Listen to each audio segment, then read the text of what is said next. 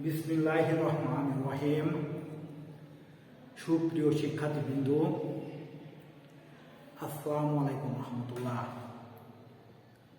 আমি মোহাম্মদ খায়রুল ইসলাম, জ্যেষ্ঠ প্রভাষক, সাগরখালী আদর্শ ডিগ্রি কলেজ, শীতলের মিরপুর, কুষ্টিয়া। অনলাইন ক্লাসে তোমাদের সবাইকে স্বাগতম। আশা করি তোমরা সবাই ভালো আছো, আমিও ভালো আছি আলহামদুলিল্লাহ।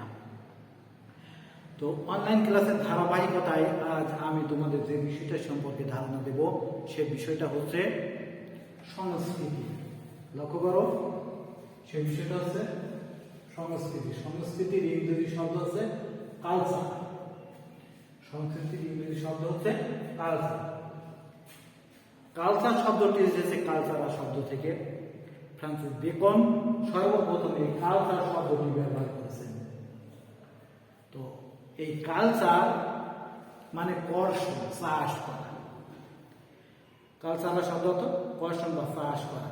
উৎকৃষ্ট জিনিসটা বেছে নেওয়াই হচ্ছে সংস্কৃতি, অর্থাৎ ম্যান মেক কালচার। মানুষ একমাত্র সংস্কৃতিবান প্রাণী, অন্য কোনো প্রাণীর সংস্কৃতি নেই। মানুষ সংস্কৃতি তৈরি করে।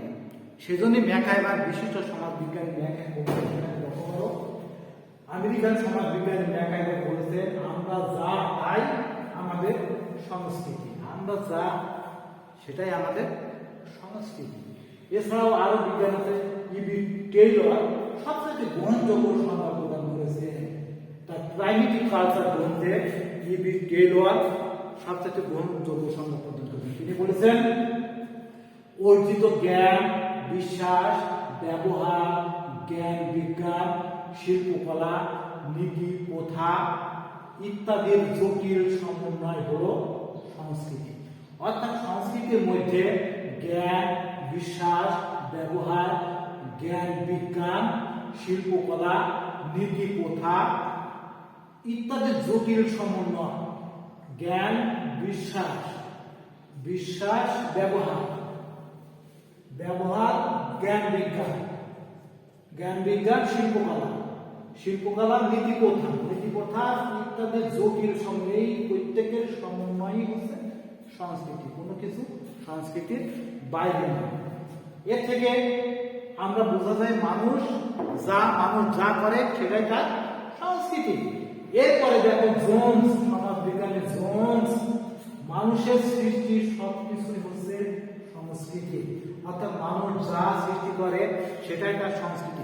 গান, বাজনা, শিল্প, কলা যাই করুক না কেন সেটাই মানুষের সংস্কৃতি।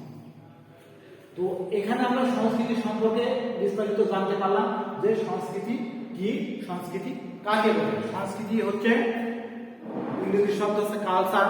কালচার শব্দটা এসেছে কালচার থেকে। ফ্রান্সিস বেকন সর্বপ্রথম সংস্কৃতি শব্দটাকে ব্যবহার করেছেন। এইখানে বিভিন্ন সময় আমরা দেখতে পেলাম টেইলর বলেছেন, অর্জিত জ্ঞান, বিশ্বাস, ব্যবহার, জ্ঞান বিজ্ঞান, শিল্পকলা, নীতি প্রথা ইত্যাদি জটিল সমন্বয় হচ্ছে সংস্কৃতি। বিজ্ঞানী জোন্স বলেছেন, মানুষ সৃষ্টির সবকিছু হচ্ছে সংস্কৃতি। ম্যাকাইভার বলে, আমরা যা তাই আমাদের সংস্কৃতি। এইবার আমরা দেখব যে সংস্কৃতি কয় প্রকার। তো আমরা জানি যে সংস্কৃতি মোটামুটি দুই প্রকার। একটা হচ্ছে বস্তুগত সংস্কৃতি আর একটা হচ্ছে অবস্তুগত সংস্কৃতি।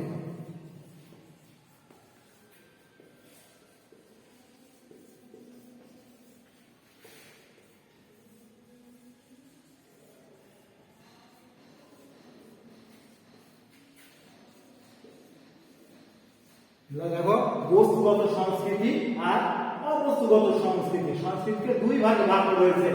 বস্তুগত সংস্কৃতিকে বলা হয় সভ্যতা, আর অবস্তুগত সংস্কৃতি যেটা আমরা ধরতে পাই না, ছুঁতে পাই না, নাড়তে পাই না, অনুভূতির মাধ্যমে জানতে পারি, বুঝতে পারি, সেটা হচ্ছে অবস্তুগত সংস্কৃতি। যেমন মানুষের কথা, যেমন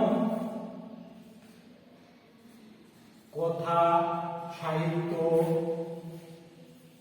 বাতাস ইত্যাদি হতে পারে অবস্তুগত সংস্কৃতি। আর বস্তুগত সংস্কৃতি কি তোমরা একটু ভাবলে বুঝতে পারবো যে বস্তুগত সংস্কৃতি বা সভ্যতা কি, যেটা আমরা নাড়তে পারি, ধরতে পারি, বুঝতে পারি, এক স্থান থেকে প্রয়োজনীয় অন্য স্থানে নিয়েও যেতে পারি, সেটা হচ্ছে বস্তুগত সংস্কৃতি। তাহলে আমরা স্পষ্টতই সংস্কৃতিকে দুইটা ভাগে ভাগ করতে পারলাম, তাই না? তো সংস্কৃতি দুই ভাগে আমরা ভাগ করে ফেললাম। তো এখন আমরা সংস্কৃতির, বাংলাদেশের সংস্কৃতির বৈশিষ্ট্য দেখবো। বাংলাদেশের সংস্কৃতি কোন কোন ধরনের সংস্কৃতি হয়ে থাকে। তোমরা লক্ষ্য করো যে বাংলাদেশে অর্থনীতির ধরন, অর্থনীতি বাংলাদেশের একটা সংস্কৃতি, যেহেতু আমরা যা করি সেটাই আমাদের সংস্কৃতি, তাহলে অর্থনীতি আমাদের একটা সংস্কৃতি। তোমরা লক্ষ্য করো গ্রামের সংস্কৃতি অর্থনীতি এবং শহরের অর্থনীতি আর এক রকম। গ্রামের মানুষ কৃষির উপর নির্ভর করে, শহরের মানুষ ব্যবসা এবং শিল্পের উপর নির্ভরশীল।